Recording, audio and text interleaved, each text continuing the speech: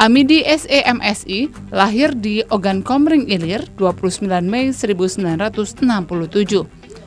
Suami dari Ibu Sulasri sarjana ekonomi ini memiliki 3 orang anak.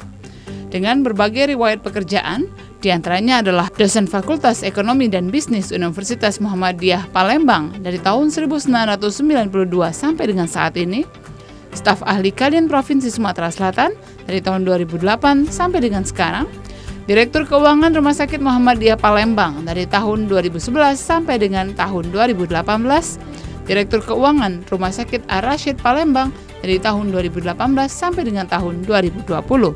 Beliau juga dipercaya menjadi tenaga ahli penanaman modal dan pelayanan terpadu satu pintu Provinsi Sumatera Selatan dari tahun 2008 sampai dengan tahun 2011. Selain itu, beliau juga berkecimpung menjadi tenaga ahli kajian ekonomi dan manajemen Badan Penelitian dan Pengembangan Daerah atau Balitbangda Provinsi Sumatera Selatan dari tahun 2005 sampai dengan tahun 2010. Dan saudara, inilah Bukan Basa-Basi.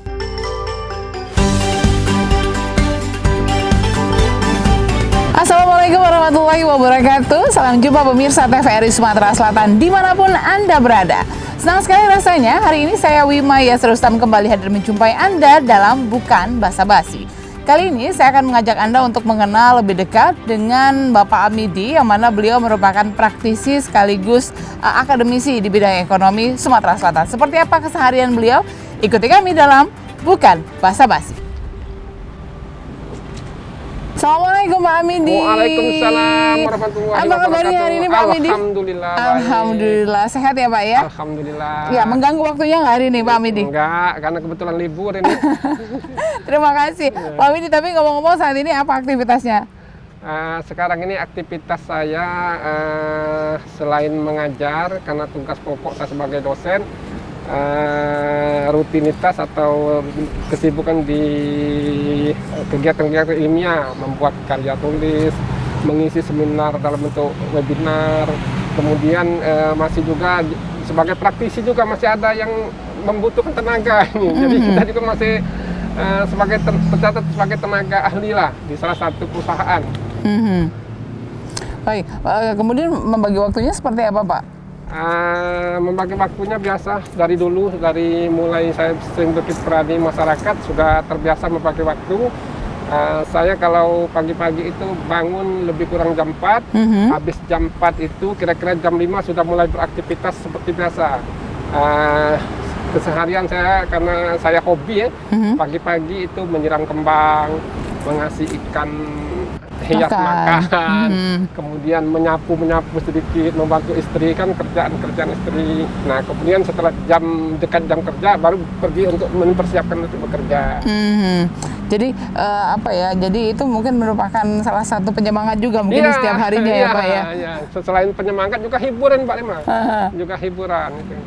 Iya, Pak Amidi kalau berbicara mengenai aktivitas, Pak Amidi kan banyak sekali ya, selain akademisi, kemudian juga praktisi di berbagai tempat, kemudian juga ikut organisasi yang banyak sekali. Dan dari sekian banyak peran yang Bapak jalani begitu, apa sih yang paling Bapak sukai begitu loh Pak Amidi? Oh ya, baik Lima. Mbak Lima, saya selain beraktivitas formal, saya juga beraktivitas non formal, misalnya organisasi. Nah, saya ini saat ini masih tercatat sebagai ketua Lembaga Amil Zakat Fitrah, Amil Zakat Infak dan Sedekah. Jadi ketua Lazis. Nah, ketua Lazis Muhammadiyah.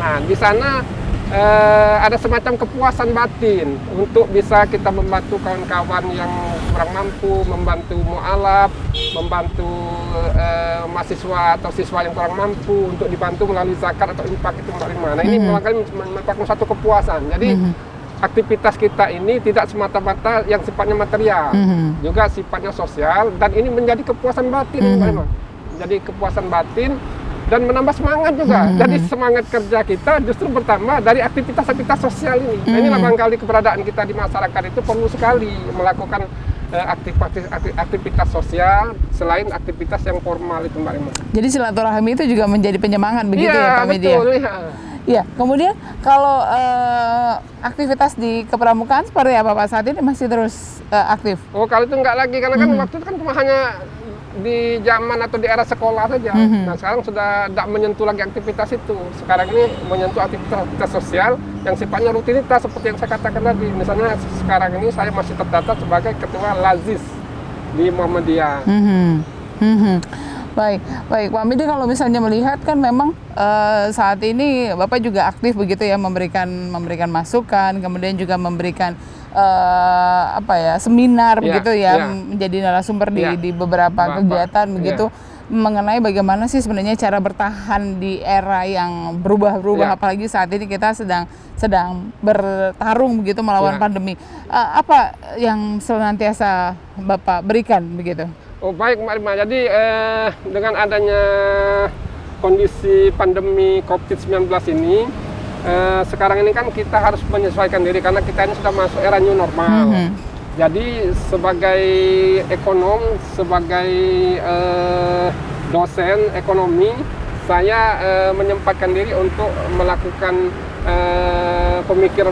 membuahkan pemikiran dalam bentuk kontribusi pemikiran dalam bentuk tulisan. Misalnya sekarang ini kan pemerintah bagaimana mendorong masyarakat agar betul-betul menjalankan atau melaksanakan protokol kesehatan. Nah, dalam ekonomi, supaya kegiatan ekonomi itu berjalan, maka patuhilah protokol kesehatan ini. Artinya begini, misalnya sebelum kita memasuki suatu ruangan bisnis atau ke pasar atau ke toko atau boleh, nah itu kan protokol kesehatan yang pertama kan kita harus diperiksa suhu. Nah ketika suhunya memenuhi standar, misalnya 36 derajat ya, tidak melebihi 37, berarti salah satu syarat itu mereka bisa masuk. Kemudian yang kedua, mereka kan harus mencuci tangan. Nah ini harus dipatuhi oleh pelaku bisnis. Dan harus disadari atau dipahami juga oleh konsumen. Jadi sama-sama membutuhkan, sama-sama saling menjaga diri lah. Nah kemudian yang ketiga yang tidak kalah pentingnya adalah jangan berdekatan atau menjaga jarak, physical distancing. Nah supaya apa? Supaya aktivitas ekonomi tetap berjalan. Nah ini yang menjadi titik tekan kita ke masyarakat. Kemudian sekarang ini kan ada keengganan masyarakat menggunakan masker. Ya. Nah dari sisi agamanya, dari sisi nilai sosialnya, sebetulnya itu tidak ada persoalan. Karena kita ini kan ulil amri itu kan pemerintah itu kan harus diikuti. Karena pemerintah kan memberikan kontribusi atau hal-hal yang terbaik lah bagi masyarakat. Nah masyarakat sekarang masih ada yang belum memahami itu, sehingga masyarakat terpaksa harus diberikan punishment. Harus diberikan, misalnya kalau yang tidak pakai masker ada punishmentnya, misalnya didenda atau katakanlah dihukum secara sosial. Nah terpaksa harus itu dilakukan, padahal seharusnya tidak perlu lagi. Nah ini mengapa? Karena bagi mereka penting untuk dirinya sendiri, bagi pelaku bisnis agar dia bisa melakukan aktivitas bisnis secara normal, patuhilah protokol kesehatan ini. Nah inilah barangkali himbauan pemerintah untuk itu sebetulnya. Apalagi sekarang kita tahu bahwa ekonomi Indonesia, termasuk ekonomi Sumatera Selatan kan mengalami kontraksi, mengalami pertumbuhan yang minus.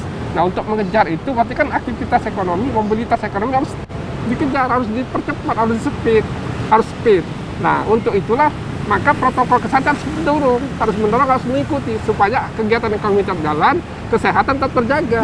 Nah ini yang tidak disadari masyarakat begitu ya Pak Hamidi, yang selama ini masyarakat mengatakan bahwa protokol kesehatan itu adalah sebuah aturan saja begitu yang tidak ada kaitannya dengan kehidupan ekonomi. Padahal jika ingin masih berharap akan perbaikan kondisi ekonomi, kita harus mematuhi protokol kesehatan begitu ya Pak Hamidi. Ya benar sekali Pak Nina. Jadi aktivitas ekonomi itu akan berjalan secara baik apabila masyarakat dan pelaku ekonominya atau pelaku usahanya mematuhi protokol kesehatan ini. Karena mengapa? Karena selain kita bisa melakukan aktivitas ekonomi, kita juga harus menjaga aspek kesehatan. Jadi dua-duanya harus berjalan. Ini yang menarik sekali pemirsa. Sebelum kita lanjutkan kembali, kami masih akan ajak Anda untuk berbincang bersama Pak Hamidi. Untuk itu tetaplah bersama kami dalam Bukan Basa-Basi.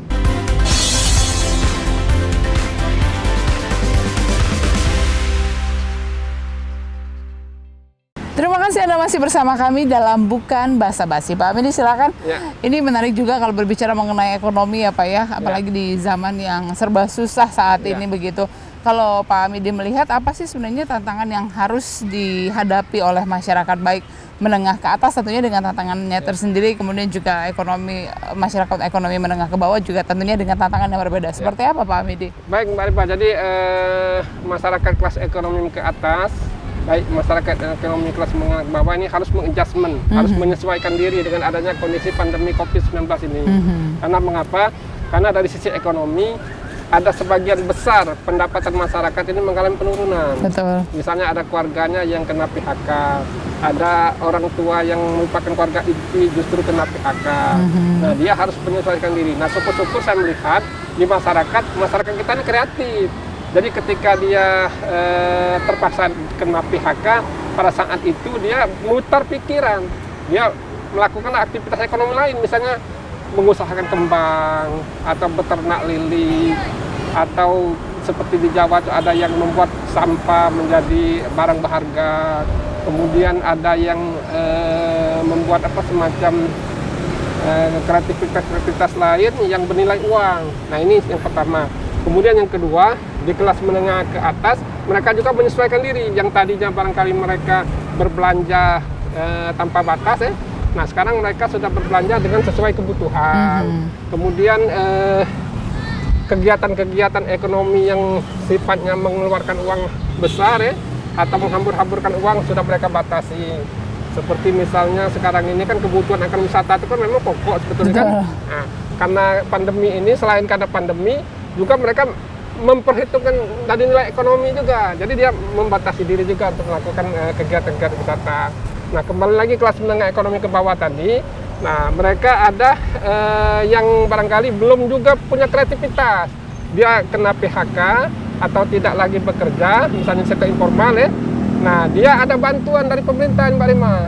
Misalnya ada bantuan langsung tunai. Ada juga bantuan program prakerja ya. Nah, ini kita harus berterima kasih kepada pemerintah dengan adanya perhatian pemerintah kepada masyarakat kelas menengah bawah yang saat ini mungkin belum punya aktivitas kegiatan ekonomi yang menghasilkan uang. Nah, kemudian mereka juga dengan adanya kondisi pandemi COVID-19 ini mereka terpaksa kreatif, terdorong untuk kreatif, Nah, yang tadi saya sampaikan dari awal tadi bahwa mereka sudah mulai berpikir kreatif, terdorong kreatif, sehingga mereka mau tidak mau mencari sesuatu pekerjaan yang menghasilkan uang. Kalau tidak, terpaksa mereka ya itu tadi mungkin tidak bisa memenuhi kebutuhan dasarnya. Nah, dengan adanya kreativitas di kalangan mereka bisa bertahan di masa pandemi ini. Kita berdoa saja supaya era atau masa pandemi ini cepat berakhir, supaya aktivitas ekonomi betul-betul berjalan secara normal. Sekarang ini kan memang normal, tapi new normal. Mengapa disebut new normal? Karena kita masih dibatasi protokol kesehatan, belum bebas sebebas-bebasnya. Nah, kita harapkan nggak lama lagi dengan doa kita barangkali bersama, agar betul-betul kondisi normal sebenar-benarnya, sehingga semua aktivitas ekonomi bisa jalan dengan sangat baik. Pak Hamidi, kemudian kalau misalnya melihat saat ini apa yang terjadi saat ini begitu ya di tengah-tengah masyarakat, apa peluang usaha yang mungkin bisa dilirik oleh masyarakat begitu untuk memulai usaha baru katakanlah di tengah pandemi saat ini? Baik Mbak Rima, sebetulnya semua sektor bisnis, semua sektor usaha walaupun di masa pandemi ini bisa dilakukan. Seperti dulu orang sudah menjual tanaman hias kembang, sekarang juga sudah lagi menjual tanaman hias, bahkan sekarang booming. Karena mengapa? Karena orang mau hiburan, mau keindahan, mau mengisi waktu luang dengan bertanam hias. Nah, berarti kan bisnis tanaman hias justru di masa pandemi ini justru menjadi menjadi menarik. Nah, itu yang pertama. Kemudian yang kedua, kuliner ini tidak bisa ditahan walaupun tidak masa pandemi maupun di masa pandemi, tetap orang mau makan ini. Ini menariknya kuliner. Nah, sekarang ini kan kuliner aja sudah mulai buka semua, walaupun di kuliner itu dibatasi kapasitas tempat duduknya, tapi orang tetap ini memburu, antri. Nah, misalnya kita lihat bisa satu meja biasanya 4 kursi itu hanya bisa diduduki 2 orang. Artinya kan ada pengurangan kapasitas konsumen. Nah, sehingga apabila konsumen mau melakukan aktivitas kulinernya, terpaksa dia antri terlebih dahulu untuk bisa menjalankan protokol kesehatan ini. Nah, artinya di situ kita melihat bahwa aktivitas ekonomi sudah mulai menggeliat. Jadi semua katakanlah semua bisnis itu bisa dimulai saat ini ya. Peluangnya juga masih terbuka lebar begitu ya Pak Midi ya. Iya. Kemudian kalau menurut Pak Midi sendiri saat ini seperti apa penggunaan platform digital itu untuk peluang bisnis? Itu justru sekarang ini kan di era pandemi ini kan teknologi atau IT kan menjadi panglima sekarang. Orang mau seminar pakai webinar, pakai IT, pakai Zoom ya. Nah, dengan adanya ini berarti kan yang namanya media-media teknologi ini justru menjadi peluang besar di masa pandemi ini. Saya justru berpikir ke depan ini dengan adanya hikmah di balik pandemi Covid-19 ini, jangan-jangan ke depan juga orang sudah mulai berpikir ini melakukan aktivitas rapat mungkin nanti cukup dengan Zooming, cukup dengan webinar, melakukan aktivitas belajar mengajar mungkin tidak lagi harus menatap tatap muka di kelas ini. Nah, cuma mungkin ada persoalan yaitu mengenai sarana dan prasarananya. Itu barangkali itu saja yang menjadi persoalan. Nah, kalau sudah running semua, saya pikir itu bisa akan dilakukan ke depan walaupun tidak di masa pandemi. Iya, menarik sekali pemirsa. Sebelum kita lanjutkan kembali, Pak Midi, kita akan jeda sejenak. Tetaplah bersama kami, bukan basa-basi, masih akan kembali usai jeda pariwara berikut ini.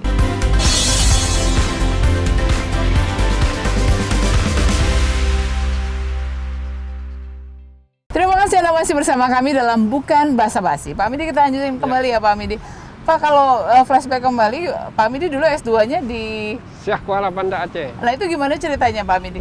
Baik Mbak Rima, saya kuliah atau mengambil studi lanjut ke pasca sarjana Universitas Syah Kuala Banda Aceh. Nah, di sana itu kan sebutan Aceh itu kan daerah istimewa. Betul. Daerah istimewa Banda Aceh.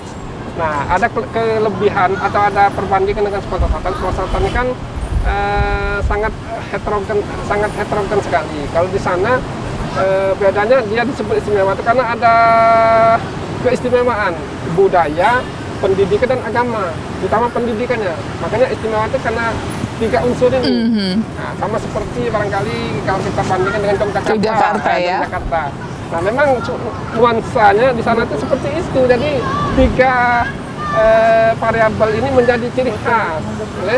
Misalnya tadi kan pendidikan. Nah, memang di sana suasana atau kegiatan-kegiatan pendidikan memang menjadi khas.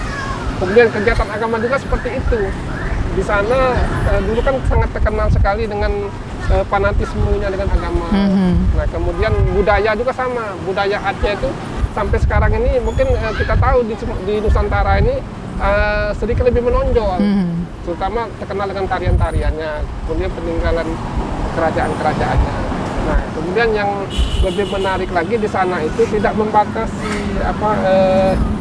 pola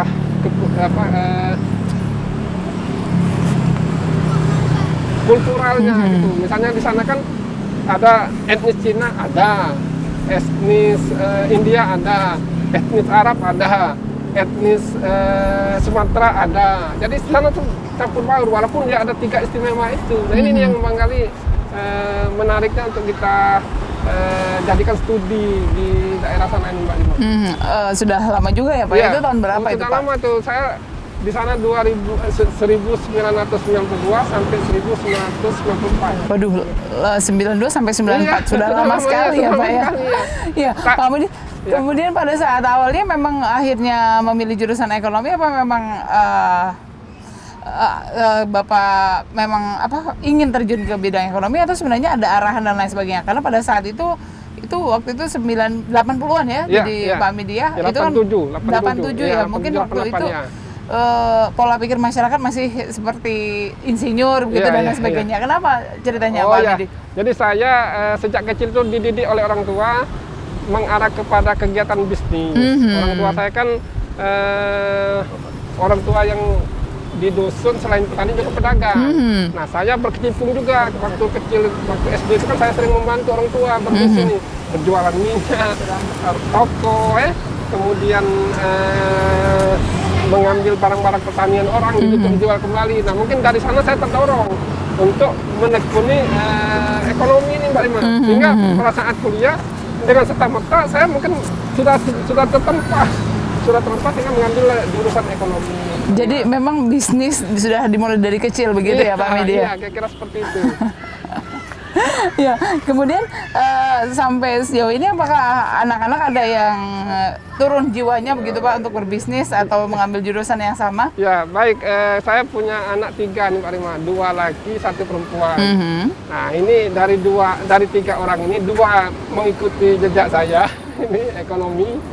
1 sekarang ini ngambil fakultas sipil, fisip di Unsri. Nah, jadi ada 2 orang yang sepertinya mau melanjutkan apa yang saya tekuni selama ini. Kemudian juga ikut jiwa entrepreneurnya juga, Pak Iya, Midi? betul. Saya terharu pada saat dia di SD, Pak, katanya mau minta uang beli kertas folio. Aku bilang, untuk apa banyak-banyak?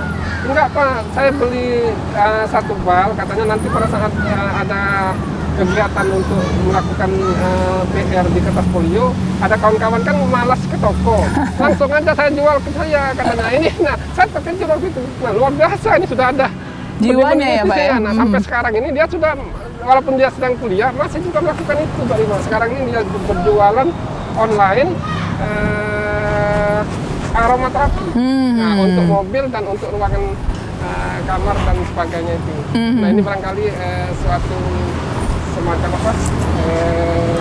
Hikmah lah, hikmah di balik kegiatan yang saya sering lakukan selama ini. Itu sebenarnya kalau jiwa bisnis itu diarahkan atau sebenarnya Pak bisa muncul dari dalam diri sendiri sih? Nah, kalau saya melihat anak saya ini sebetulnya muncul dari dirinya sendiri, dan memang idealnya kegiatan bisnis itu harus muncul dari diri sendiri supaya dia betul-betul termotivasi. Tapi kalau kita dorong, pada suatu saat dia akan menjadi malas. Ini mangkali rahasia bisnis itu memang harus dari diri sendiri. Orang yang sukses itu kalau kita dalami, rata-rata mereka terdorong dari diri sendiri.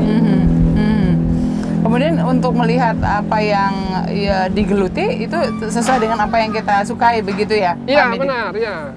Nah, memang selama ini seperti itu, apa yang kita geluti harus sesuai dengan apa yang kita sukai. Karena begini, hobi pun apabila kita tidak sesuai dengan keinginan kita, dia akan sirna sebentar saja. Seperti saya kan hobi menulis. Nah, sesuai dengan kegiatan saya, maka dia jadi langgeng. Tapi ngomong-ngomong masih sekali-sekali masih adakah jiwa terpanggil untuk berbisnis kembali Pak Midi mungkin? Saya saat ini kan masih melakukan itu, tapi yang menjalankannya istri saya. Kalau saya mungkin terlalu nggak hoki kalau bahasa kawan-kawan saya. Jadi yang menjalankan istri saya. Walaupun bisnisnya kecil-kecilan, misalnya ada juga semacam sewaan. Nah, ini juga barangkali muncul dari motivasi yang sering saya geluti selama ini. Nah, sekarang ini saya lebih banyak kegiatan-kegiatan yang sifatnya yang saya jalankan sendiri. Apakah itu menulis, apakah itu memberi seminar, itu kan kita sendiri melakukannya. Nah, kalau bisnis kan bisa orang lain, bisa orang lain yang menjalannya, termasuk anak saya. Mudah-mudahan nanti juga terdorong untuk selanjutnya. Tapi kalau saya melihat memang kan Bapak banyak sekali aktivitasnya di luar ya Pak ya, masih punya waktu tentunya untuk keluarga. Oh masih Pak Rima, tadi kan sudah saya katakan dari awal, saya alhamdulillah bisa mengatur waktu. Saya harus ada di rumah kira-kira antara jam 3 sampai jam 4 harus ada di rumah. Sore hari? Iya, kecuali kalau sudah memang kegiatan mendesak. Makanya kalau ada pun kegiatan mendesak, saya atur jadwalnya, bisa nggak dipindahkan besoknya. Kemudian untuk pagi tadi sudah saya sampaikan, untuk pagi itu kan saya sudah mulai jam 5 kan sudah mulai beraktivitas di rumah. Nah itu kan sudah untuk keluarga, mulai dari membangunkan anak-anak, mengingatkan dia harus bangun pagi untuk sholat dan mempersiapkan kuliahnya, kemudian sampai dengan melakukan aktivitas lain dalam rangka membantu istri. Jadi itu quality time-nya begitu ya Pak Andi? Iya. Ya tapi ngomong-ngomong Pak Andi, terima kasih sekali atas waktunya hari ini ya Pak ya, sudah berbagi bersama kami melihat seperti apa sih sebenarnya cara kita memandang keadaan ekonomi saat ini di tengah pandemi. Kemudian juga Bapak juga sudah memberikan masukan dan juga saran juga seperti apa sebenarnya jika masyarakat ingin memulai untuk membuka usaha. Baik, terima kasih Pak Hamidi. Akhirnya pemirsa, saya Wima S. Rustam pamit undur diri dari hadapan Anda. Sampai jumpa di Bukan Basa-Basi episode selanjutnya dan wassalamualaikum warahmatullahi wabarakatuh. Waalaikumsalam.